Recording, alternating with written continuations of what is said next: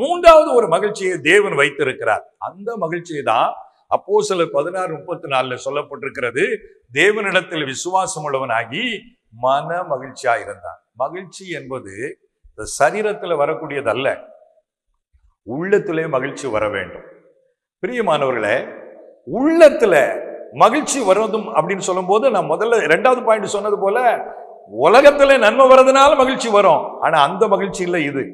இந்த மன மகிழ்ச்சி என்பது தெய்வீகமாய் கிடைக்கிற மகிழ்ச்சி. இது எப்படி கிடைக்கும்? வேதத்தில் இருக்கு பாருங்க. அப்போஸ்தலனாகிய பேதுரு என்று சொல்லக்கூடிய தேவ மனிதன் எழுதுகிறார். அதாவது 1 பேதுரு 1வது அதிகாரத்துல இப்படி எழுதுறார் பாருங்க. 8-9 வசனங்களை நான் வாசிக்கிறேன். 1 பேதுரு 1:8-9. அவரை நீங்கள் காணாமல் இருந்தும், யாரை? தேவனை, இறைவனை மாம்ச கண்களினால் காணாமல் இருந்தும் அவரிடத்தில் அன்பு கூறுகிறீர்கள். ஆண்டவர் என்னை நேசிக்கிறார், எனக்கு மகிழ்ச்சியை தருவார் என்றெல்லாம் அவரிடத்தில் அன்பு கூறுகிறீர்கள். அப்படி அன்பு கூறுகிற உங்களுக்கு இப்பொழுது அவரை மாம்ச கண்களால் தரிசியாமல் இருந்தும் அவரிடத்தில் விசுவாசம் வைக்கிற பொழுது சொல்லி முடியாததும் மகிமையால் நிறைந்ததுமாயிருக்கிற சந்தோஷம் உள்ளவர்களாய் களிகூர்ந்து உங்கள் விசுவாசத்தின் பலனாகிய ஆத்தும ரட்சிப்பை அடைகிறீர்கள். பிரியமானவர்களே, இந்த மகிழ்ச்சி தெய்வீக மகிழ்ச்சி, சொல்லி முடியாத மகிழ்ச்சியா. அதனாலதான் பக்தர்கள் பாடல் பாடியிருக்கிறார்கள் கிறிஸ்தவத்துல, என்ன என் ஆனந்தம், என்ன என் ஆனந்தம் சொல்லக்கூடாது. எப்படி இந்த மகிழ்ச்சி? மன்னன் கிறிஸ்து என் பாவத்தை எல்லாம் மன்னித்து விட்டாரே, அதனாலதான் அந்த மகிழ்ச்சி. இது சொல்லவே முடியாதான், அவ்வளவு சந்தோஷம். இது எதனால கிடைக்கிறது? மனிதனுடைய மகிழ்ச்சியை கெடுப்பது பாவம், குற்ற உணர்வு, செய்த தவறுகள் அவனை வாட்டி வதைக்கிறது. ஆனா அந்த பாவத்துக்கு பரிகாரமாய் இயேசுவே சிலுவையிலே நம்முடைய பாவத்திற்கான தண்டனையை ஏற்றுக்கொண்டார். வேதம் சொல்லுகிறது, ஏசாயா 53ஆம் அதிகாரத்துல நம்முடைய மீறுதல் நிமித்தம் அவர் காயப்பட்டார், நம்முடைய அக்கிரமங்களின் நிமித்தம் அவர் நொறுக்கப்பட்டார், நமக்கு சமாதானத்தை உண்டு பண்ணும் ஆக்கினை அவர் மேல் வந்தது. பிரியமானவர்களே, நீங்களும் நானும் மகிழ்ச்சியான வாழ்க்கை வாழணும், அதற்கு தடையாயிருக்கிற பாவங்கள் மன்னிக்கப்படணும் என்பதற்காக அந்த பாவத்திற்கான தண்டனையை அவர் ஏற்றுக்கொண்டார். அப்ப நாம என்ன செய்யணும்? 1 யோவான் 1ஆம் அதிகாரம் 7-10 வசனங்களை நீங்க வாசித்து பார்த்தீங்கன்னா, நமக்கு பாவம் இல்லைன்னு சொல்லக்கூடாது. நான் என்ன பாவம் பண்ணேன், நான் ஒன்றும் தப்பு பண்ணலையே எந்த உணர்வில் இருக்கிறவருடைய பாவம் மன்னிக்கப்படாது. ஆண்டவரே, உண்மையிலே நான் பாவிதான், நான் எவ்வளவோ அநியாயமா நடந்துட்டேன், எத்தனையோ விதத்துல நான் பாவம் செய்துட்டேன், என்னை மன்னிங்கப்பா. அதனால எனக்கு மகிழ்ச்சி இல்லை, அதனால எனக்கு நிம்மதி இல்லை, என் பாவங்களை மன்னிங்க. இப்படி பரிசுத்த கல்வாரி ரத்தத்தினால என்னை கழுவி இந்த ரத்தத்தினால சுத்தம் பண்ணுங்க ஆண்டவரே என்று யார் பாவத்தை உணர்ந்து மனஸ்தாபப்பட்டு மனம் திரும்பி பாவத்தை ஆண்டவரிடத்தில் அறிக்கை செய்து அதை விட்டு விடுகிற தீர்மானிக்கிறார்களோ அவர்கள் உள்ளத்திலே தான் சொல்லி முடியாத இந்த மகிழ்ச்சியை கர்த்தர் தருகிறார். இதுக்கு பேர் தான் ஆத்தும ரட்சிப்பு. என்ன ரட்சிப்பு? ஆத்துமாவில, உள்ளான மனிதன்ல, மனசுல ஒரு விடுதலையை கர்த்தர் தருகிறார். இந்த பாவத்தை அறிக்கையிட்டு அவருடைய ரத்தம் கழுவப்பட்டதின் அடையாளமாக உங்க உள்ளத்தில் இந்த குற்ற உணர்வு வெளியேறுகிறது. இனி பாவி என்ற உணர்வை விட்டு ஆண்டவர் இயேசு என் பாவத்தை மன்னித்து விட்டார் என்ற உறுதியை கர்த்தர் தருகிறார். அப்படி மன்னிக்கப்பட்ட உறுதி வர வர உள்ளத்தின் ஆழத்திலே அதுவரை எங்கும் நீங்கள் பார்த்திராத, எந்த காரியத்தினாலும் கிடைத்திராத தெய்வீக மகிழ்ச்சியை கர்த்தர் உங்கள் உள்ளத்திலே தருகிறார். இதுதான் தெய்வீக சந்தோஷம். இது பேர் தான் ஆத்தும ரட்சிப்பினால் கிடைக்கிற சந்தோஷம், பேர் தான் ரட்சிப்பின் சந்தோஷம். இதுதான் மெய்யான கிறிஸ்தவ வாழ்க்கையின் ஆரம்பம். இந்த கிறிஸ்தவ வாழ்க்கையின் மூலமாக மெய்யான சந்தோஷத்தை, மகிழ்ச்சியை இயேசு தருகிறார். இதுதாங்க கிறிஸ்தவ வாழ்க்கை.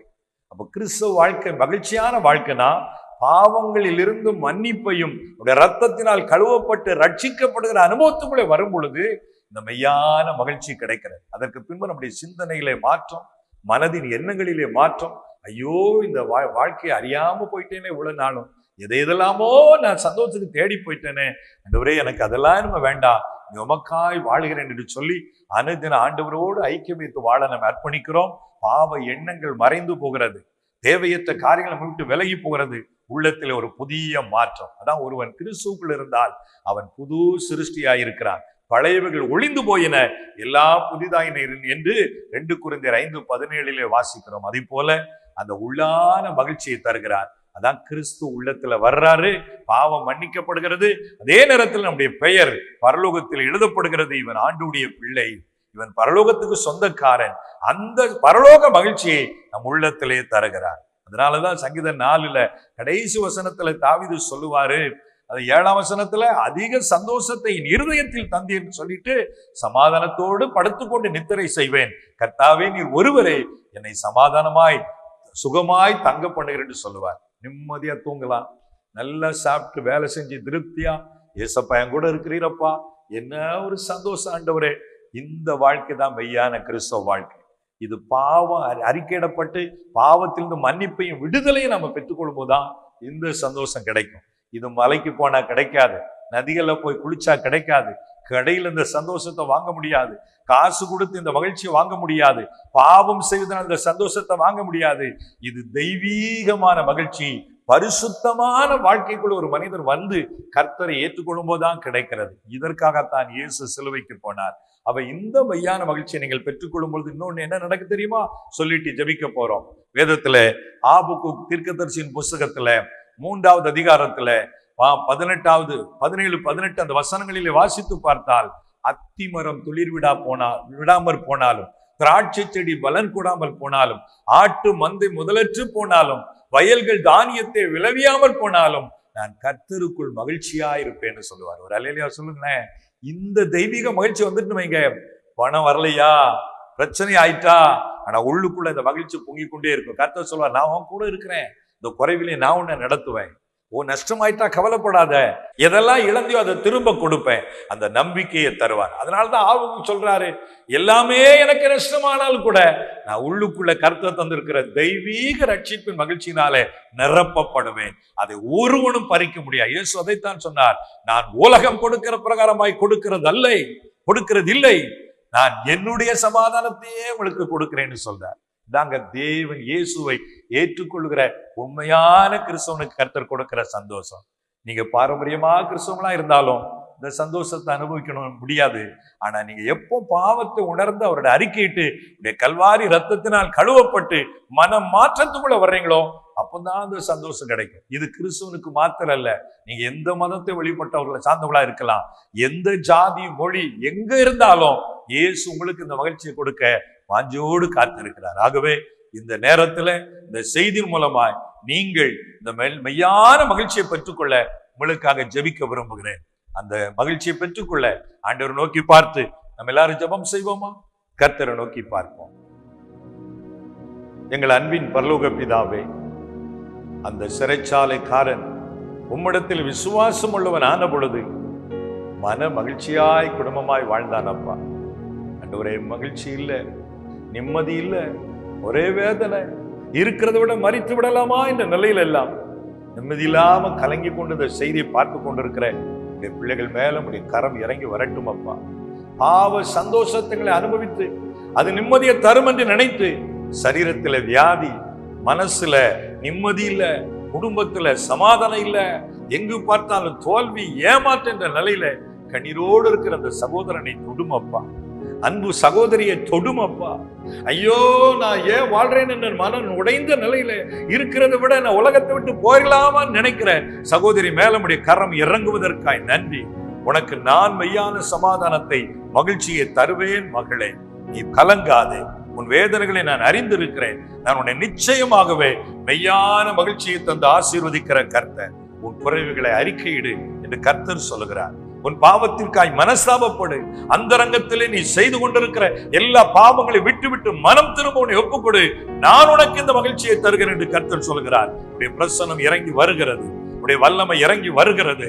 ஒவ்வொரு சகோதரன் மேலும், சகோதரி மேலும், வாலிப தம்பி மேலும், தங்கச்சி மேலும் உடைய வல்லமின் கரம் இறங்குவதற்காய் ஸ்தோத்திரம். முதியோர் மேலும் உடைய வல்லமை இறங்குவதற்காய் ஸ்தோத்திரம். ஹல்லேலூயா. எல்லாரும் ஆண்டவரிடத்தில் கேளுங்க, ஆண்டவரே என் பாவங்களை மன்னியும், என்னை உடைய ரத்தத்தால் கழுவும், அந்த மிகையான மகிழ்ச்சி எனக்கு தாரும் ஆண்டவரே என்று ஜெபிக்கிறவங்க மேலும் உடைய வல்லமை, கர்த்தருடைய வல்லமை இறங்குகிறது. ஆண்டவர் உங்களை தொடுகிறார். உங்கள் உடைந்த உள்ளத்தை கர்த்தர் பார்க்கிறார். இப்பொழுதே உங்கள் கண்களிலே கண்ணீர் வருகிறது. ஆண்டவர் உங்களை தொடுகிறார். ஆண்டவர் உங்கள் உள்ளத்திலே சமாதானத்தை வைக்கிறார். இனி பாவம் செய்யாதே, என்னை பற்றி வா, நான் உனக்கு இன்னும் மையான மகிழ்ச்சியை தந்து உன் வாழ்க்கையில உலக பிரகாரமான நன்மைகளை தருவேன் என்று கர்த்தர் உங்களுக்கு சொல்லுகிறார். தகப்பனே, இந்த செய்தியை பார்க்கிற ஒவ்வொருவர் மேலும் மகிழ்ச்சியின் நன்மைகள் இறங்கி வரட்டும் அப்பா. ஆன்லைன்ல பார்க்கிற பிள்ளைகள் மேலையும் உடைய மனதில் இருக்கிற துக்கம் நீங்கி ஒரு சமாதானம், ஒரு மகிழ்ச்சி இறங்குவதற்காய் எமக்கு ஸ்தோத்திரம். கட்டுகள் அறுக்கப்பட்டு விடுதலை உண்டாருக்காய் ஸ்தோத்திரம் அப்பா. இயேசுவின் நாமத்திலே ஒவ்வொருவரையும் ஆசீர்வதித்து ஜெபிக்கிறோம் எங்கள் ஜீவனுள்ள நல்ல பிதாவே. ஆமென், ஆமென். பிரியமானவர்களே, கர்த்தர் நம் ஜெபத்தை கேட்டார், உங்களை தொட்டிருக்கிறார்.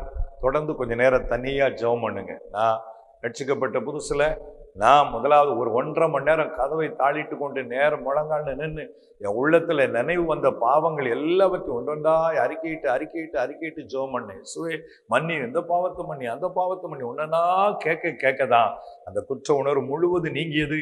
உலகம் தராத மகிழ்ச்சி உள்ளத்திலிருந்து பொங்கி வந்தது.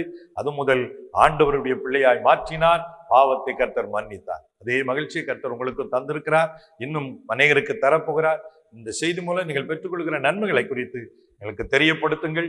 தொடர்ந்து வேறு ஆலோசனை வேண்டுமானாலும் போன் மூலமா கேளுங்கள். கர்த்தர் உங்களை ஆசீர்வதிப்பார். மீண்டும் அடுத்த நிகழ்ச்சிகளை உங்களை சந்திக்கிறேன். அதுவரை தேவ கிருபை உங்களோடு இருப்பதாக. God bless you. ஆமென்.